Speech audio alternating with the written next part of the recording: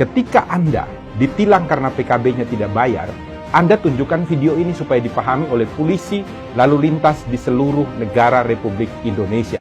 Apakah PKB yang tidak dibayarkan ketika operasi lalu lintas, STNK-nya masih hidup, ditilang polisi, bisa atau tidak? Jawabannya adalah tidak. Kalau ada polisi lalu lintas yang melakukan penilangan, maka polisi lalu lintas itu bisa dilaporkan tindak pidana pasal 333 KUHP, merampas kemerdekaan seseorang, karena tidak ada dasar hukumnya. Ancaman pidana bagi polisi itu adalah 8 tahun penjara. Ini tidak main-main loh. Nah, saya jelaskan sekarang dasar hukumnya. Pertama kita mulai dari STNK. STNK ini selalu ada 2 lembar. Yang pertama ini disebut surat tanda nomor kendaraan bermotor. Berlakunya 5 tahun. Di belakangnya ada lampiran. Lampirannya ini adalah surat ketetapan kewajiban pembayaran PKB. Ini setiap 1 tahun sekali. Harus dibayarkan syarat untuk pembayaran pajak. Yang jadi masalah adalah polisi biasanya menganggap kalau PKB-nya tidak dibayarkan berarti STNK-nya tidak berlaku. Ini adalah sebuah kekeliruan. Kenapa demikian? Dasar hukumnya begini, biasanya dipakai polisi adalah pasal 288 ayat 1 untuk melakukan penilangan ketika PKB-nya belum dibayarkan. Nah, 288 ayat 1 itu menyatakan setiap orang yang tidak mampu untuk menunjukkan surat tanda nomor kendaraan bermotor atau surat tanda coba kendaraan bermotor yang ditetapkan di dalam pasal 106 ayat 5 huruf A. Jadi penilangan terhadap pasal 288 ayat 1 didasarkan pada pelanggaran yang dilakukan dalam ketentuan pasal 106 ayat 5 huruf A. Bukan pasal 70.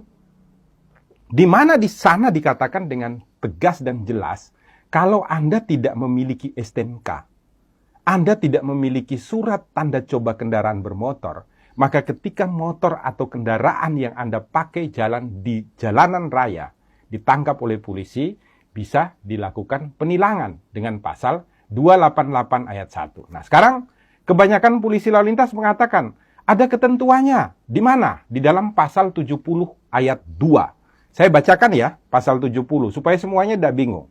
Pasal 70 ayat 2 mengatakan, surat tanda nomor kendaraan bermotor dan tanda nomor kendaraan bermotor berlaku selama 5 tahun. Garis bawahi dulu. Berlaku selama 5 tahun. Koma, yang harus dimintakan pengesahannya setiap tahun. Garis bawahi ya, yang harus dimintakan pengesahannya setiap tahun.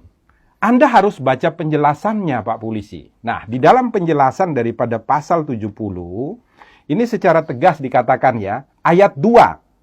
Yang dimaksud dengan pengesahan setiap tahun adalah sebagai pengawasan tahunan terhadap registrasi dan identifikasi kendaraan bermotor, serta menumbuhkan kepatuhan wajib pajak kendaraan bermotor.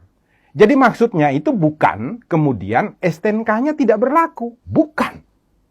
Maksudnya itu adalah untuk dilakukan registrasi dan identifikasi ulang terhadap kendaraan bermotor dan untuk membuat agar semua orang yang memiliki kendaraan bermotor itu wajib atau taat di dalam melakukan pembayaran pajak.